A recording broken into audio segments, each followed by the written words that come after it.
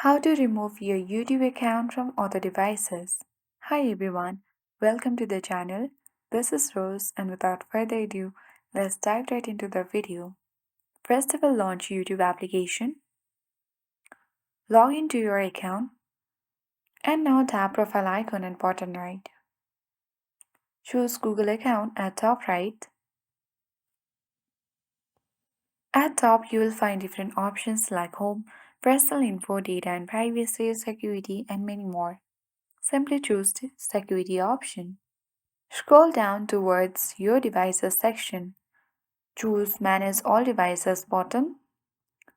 Now here you can see all the devices where the YouTube account has been logged in. So let's open a particular one,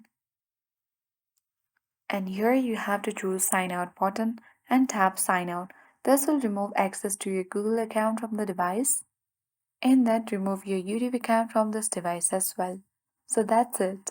I hope this guide was helpful. If it was, then do like, share, comment, and don't forget to subscribe. Thank you for watching and see you in the next video.